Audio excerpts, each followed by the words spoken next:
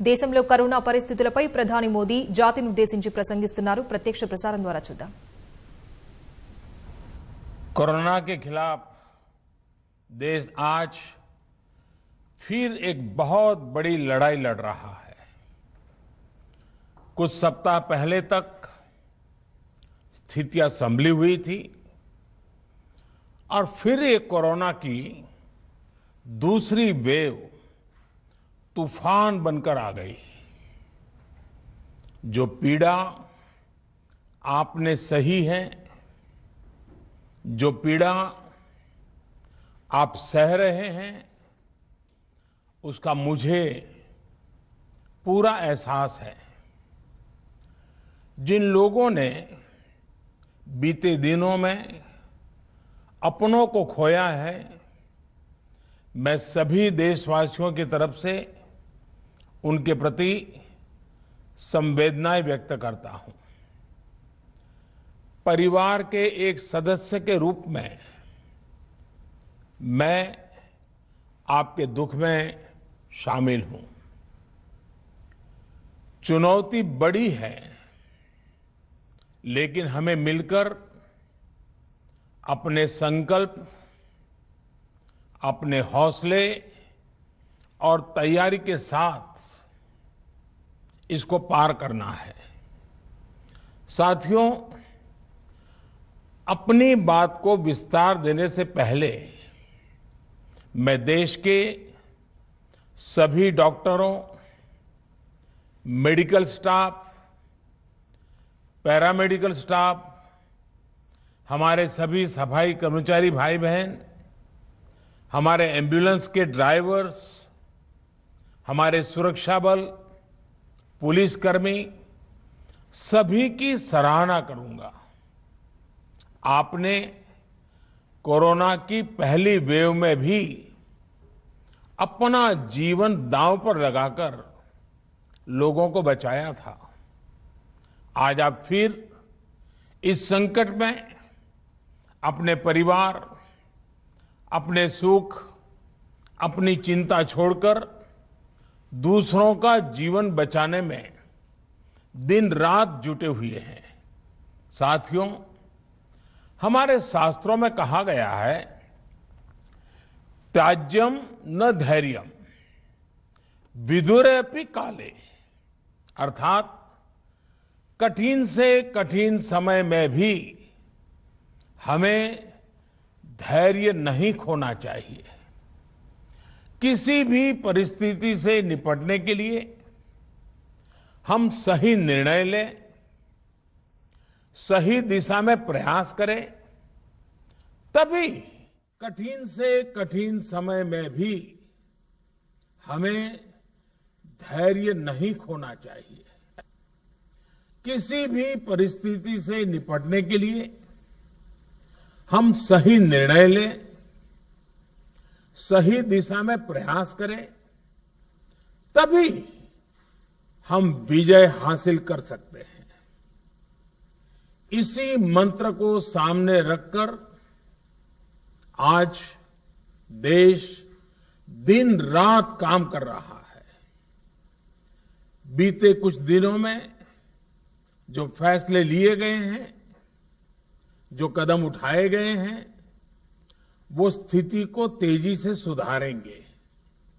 इस बार कोरोना संकट में देश के अनेक हिस्से में ऑक्सीजन की डिमांड बहुत ज्यादा बढ़ी है। इस विषय पर तेजी से और पूरी संवेदनशीलता के साथ काम किया जा रहा है। केंद्र सरकार, राज्य सरकारें, प्राइवेट सेक्टर, सभी की पूरी कोशिश है कि हर जरूरतमंद को ऑक्सीजन मिले। ऑक्सीजन प्रोडक्शन और सप्लाई को बढ़ाने के लिए भी कई स्तरों पर उपाय किए जा रहे हैं। राज्यों में नए ऑक्सीजन प्लांट्स हो, 1 लाख नए सिलेंडर पहुंचाने हो, औद्योगिक इकाइयों में इस्तेमाल हो रही ऑक्सीजन का मेडिकल इस्तेमाल हो, ऑक्सीजन रेल हो, हर प्रयास किया जा रहा है।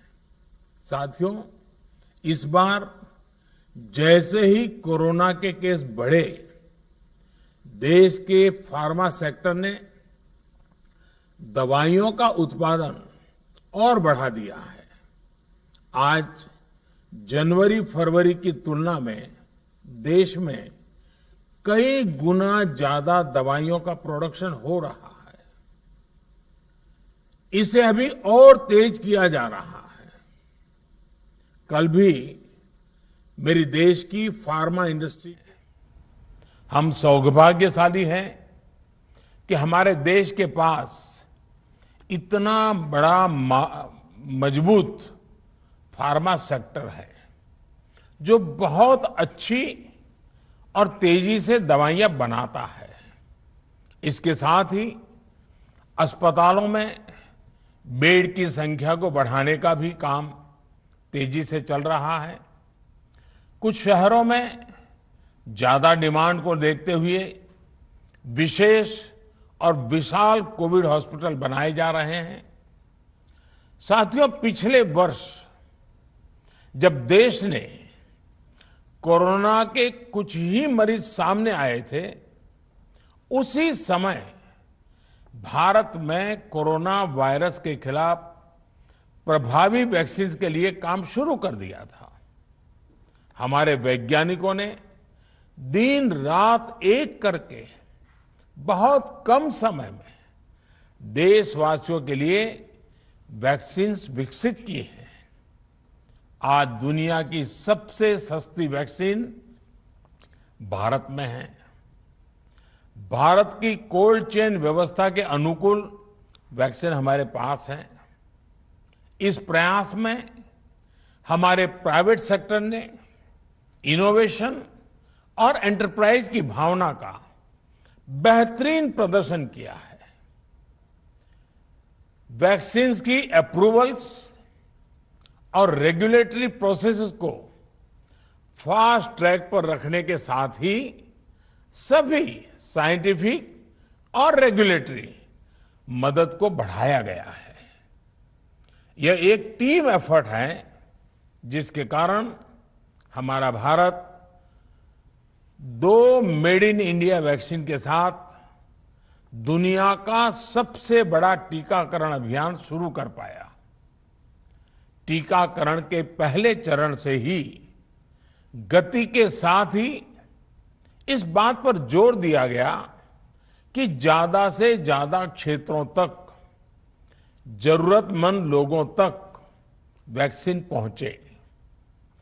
दुनिया में सबसे तेजी से भारत में पहले 10 करोड़, फिर 11 करोड़ और अब 12 करोड़ वैक्सीन डोज दिए गए हैं। आज कोरोना से इस लड़ाई में हमें हौसला मिलता है कि हमारे health care workers, frontline corona warriors और सीनियर सिटीजन्स के एक बड़े हिस्से को वैक्सीन का लाभ मिल चुका है। साथियों, कल ही वैक्सीन को लेकर हुए एक और अहम फैसला भी हमने किया है। 1 मई के बाद से 18 वर्ष के ऊपर के किसी भी व्यक्ति को वैक्सीनेट किया जा सकेगा।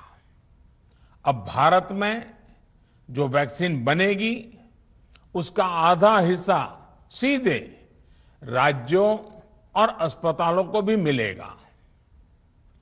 इस बीच गरीबों, बुजुर्गों, निम्न मध्यम वर्ग के लोग, 45 वर्ष की आयु के ऊपर के व्यक्तियों के लिए केंद्र सरकार का जो वैक्सीन कार्यक्रम चल रहा है वो भी उतनी ही तेजी से जारी रहेगा।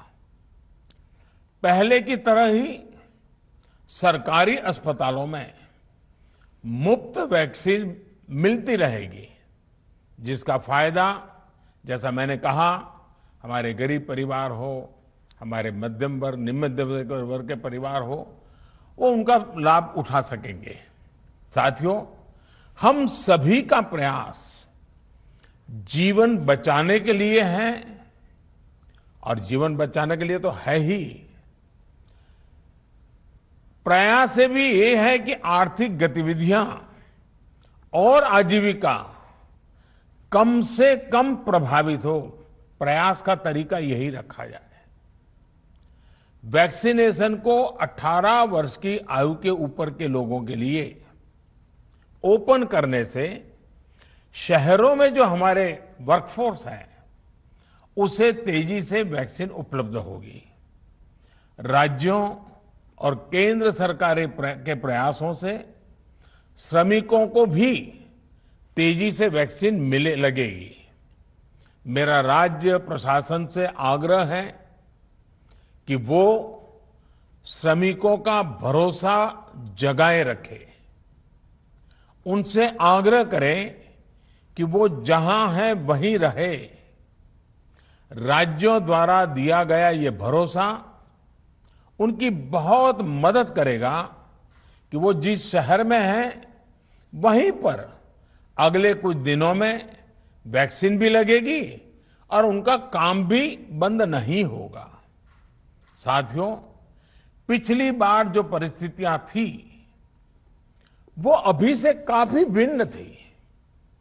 तब हमारे पास इस वैश्विक महामारी से लड़ने के लिए कोरोना स्पेसिफिक मेडिकल इंफ्रास्ट्रक्चर नहीं था। आप याद करिए देश की क्या स्थिति थी। कोरोना टेस्टिंग के लिए पर्याप्त लैब नहीं, पीपीई का कोई प्रोडक्शन नहीं, हमारे पास इस बीमारी के ट्रीटमेंट के लिए कोई खास जानकारी भी नहीं। लेकिन बहुत ही कम समय में हमने इन चीजों में सुधार किया। आज हमारे डॉक्टरों ने कोरोना के इलाज की बहुत ही अच्छी एक्सपर्टीज हासिल कर ली है। वो ज्यादा से ज्यादा जीवन बचा रहे हैं। आज हमारे पास बड़ी मात्रा में पीपीई किट्स हैं, लैब्स का बड़ा नेटवर्क है और हम लोग टेस्टिंग की सुविधा को निरंतर बढ़ा रहे हैं। साथियों, देश ने कोरोना के खिलाफ अब तक बहुत मजबूती से और बहुत धैर्य से लड़ाई लड़ी है। इसका श्रेय आप सभी को, सभी देशवासियों को ही जाता है।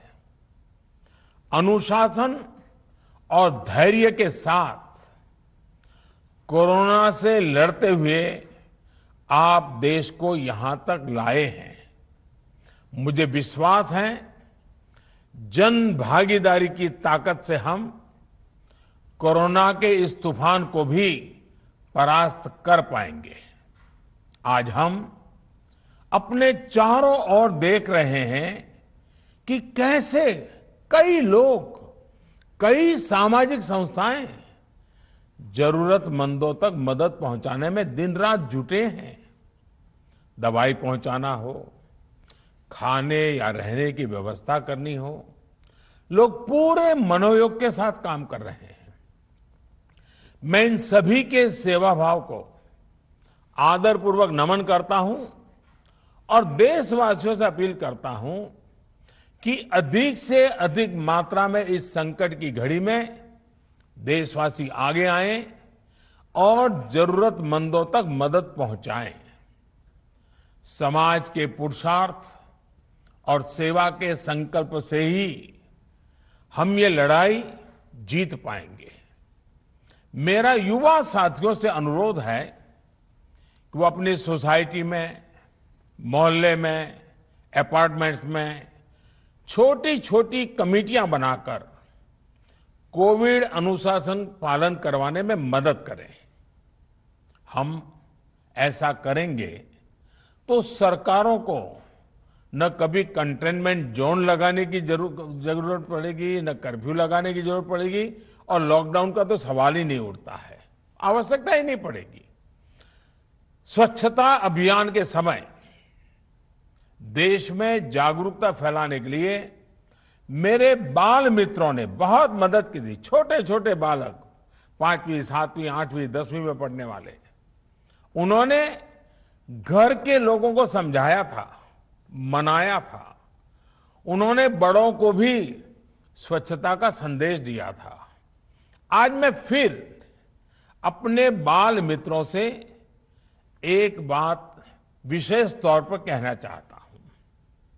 मेरे बाल मित्र, घर में ऐसा माहौल बनाइए कि बिना काम, बिना कारण घर के लोग घर से बाहर न निकले। आपकी जीत बहुत बड़ा परिणाम ला सकती है। प्रचार माध्यमों से भी मेरी प्रार्थना है कि ऐसे संकट की घड़ी में वो लोगों को सतर्क और जागरूक करने के लिए जो प्रयास कर रहे हैं उसे और बढ़ाएं। इसके साथ ही इसके लिए भी काम करें कि डर का माहौल कम हो सके, लोग अफवाह और भ्रम में न आए। साथियों, आज की स्थिति में हमें देश को लॉकडाउन से बचाना है। मैं राज्यों से भी अनुरोध करूंगा कि वो लॉकडाउन को अंतिम विकल्प के रूप में ही इस्तेमाल करें। लॉकडाउन से बचने की भरपूर कोशिश करनी है और माइक्रो कंटेनमेंट जोन पर ही ध्यान केंद्रित करना है। हम अपनी अर्थव्यवस्था की सेहत भी सुधारेंगे और देशवासियों की सेहत का भी ध्यान रखेंगे। साथियों, आज नवरात्रि का आखिरी दिन है। कल रामनवमी है और मर्यादा पुरुषोत्तम श्री राम का हम सभी को यही संदेश है कि हम मर्यादाओं का पालन करें। कोरोना के इस संकट काल में कोरोना के बचने के जो भी उपाय है, कृपया करके उनका पालन 100% करिए। दवाई भी, कड़ाई भी, इस मंत्र को कभी भी भूलना नहीं है। ये मंत्र जरूरी है, वैक्सीन के बाद भी जरूरी है। रमजान के पवित्र महीने का भी आज 7वां दिन है। रमजान हमें धैर्य, आत्मसंयम और अनुशासन की सीख देता है। कोरोना के खिलाफ जंग जीतने के लिए अनुशासन भी, उसकी भी उतनी ही जरूरत है। जब जरूरी हो तभी बाहर निकले। कोविड अनुशासन का पूरा पालन करें। मेरा आप सभी से यही आग्रह है। मैं आपको फिर ये भरोसा देता हूं, आपके इस साहस, धैर्य और अनुशासन के साथ जुड़कर आज जो परिस्थितियां हैं उन्हें बदलने में देश कोई कोर कसर नहीं छोड़ेगा। आप सभी स्वस्थ रहें, आपका परिवार स्वस्थ रहें, इसी कामना के साथ मैं अपनी बात समाप्त करता हूं। आपका बहुत बहुत धन्यवाद।